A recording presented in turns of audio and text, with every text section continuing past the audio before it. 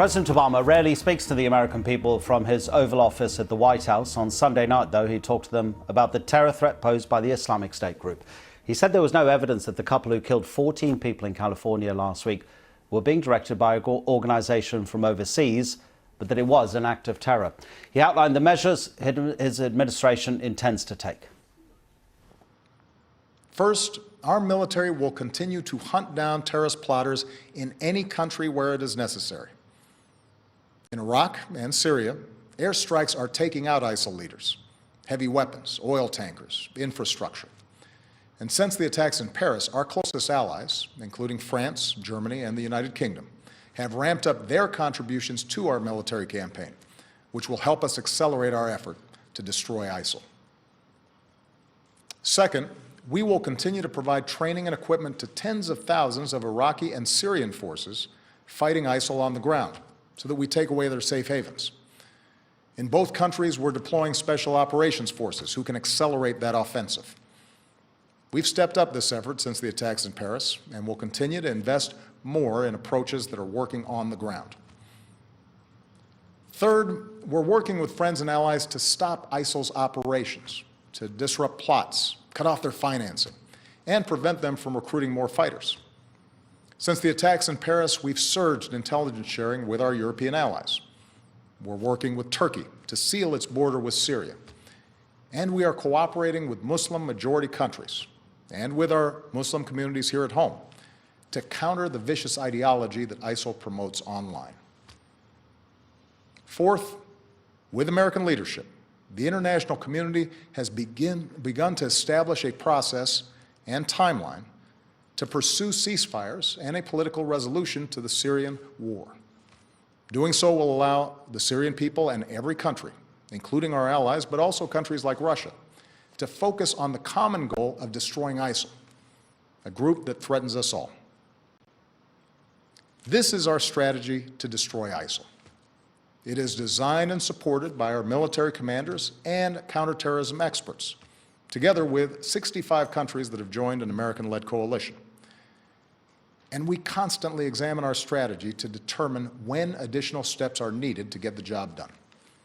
That's why I've ordered the Departments of State and Homeland Security to review the visa waiver program under which the female terrorist in San Bernardino originally came to this country.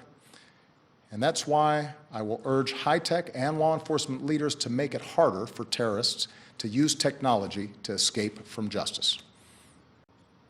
Now, here at home, we have to work together to address the challenge.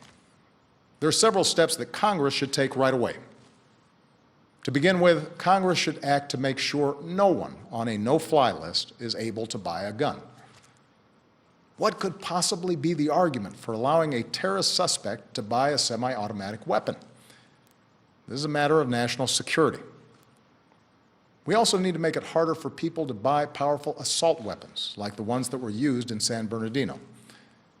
I know there are some who reject any gun safety measures, but the fact is that our intelligence and law enforcement agencies, no matter how effective they are, cannot identify every would-be mass shooter, whether that individual is motivated by ISIL or some other hateful ideology.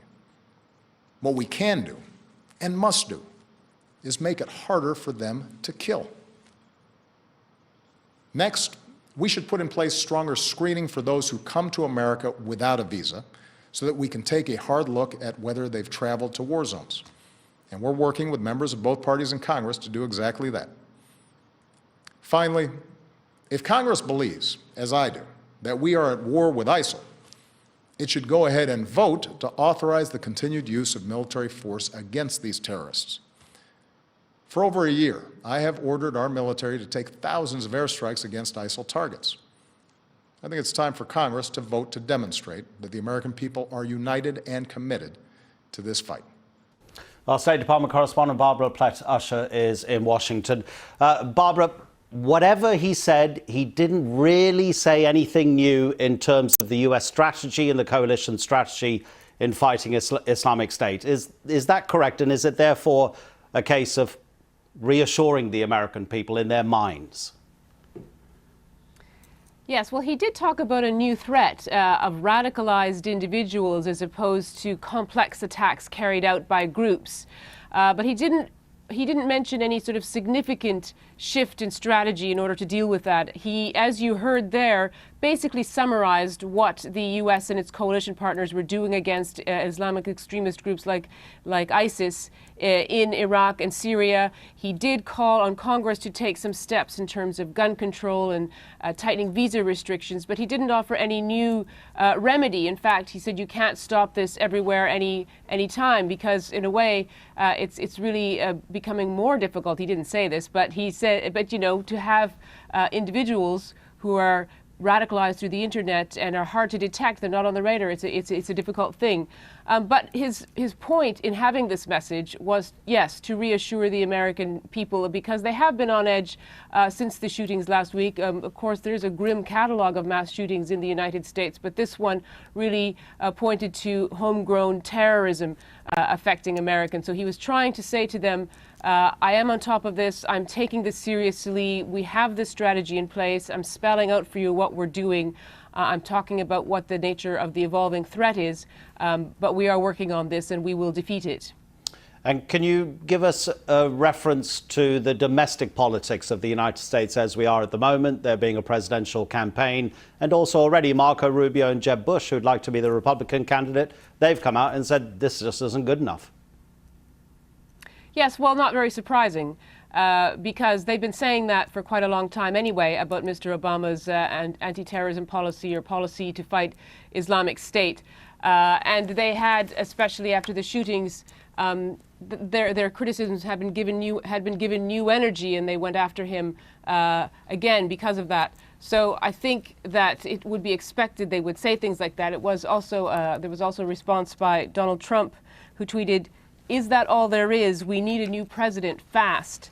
And Mr. Bush, as you mentioned, said, Mr. Obama has finally been forced to abandon the political fantasy he has perpetuated for years that the threat of terrorism was receding. We need to put in place an aggressive strategy to defeat Islamic State. So I think you have been hearing those kinds of things, and I think you'll continue to hear those kinds of things because we are going to be in a full presidential campaign mode next year. This looks to be like it's going to be quite an important issue. It could be one that really actually shapes the campaign. One thing I should say that Mr. Obama did stress, spent a lot of time stressing in his speech, it was important not to turn against Muslims in America, and I think that was partly due, at least, to the heated rhetoric that has been coming from the Republican presidential campaign.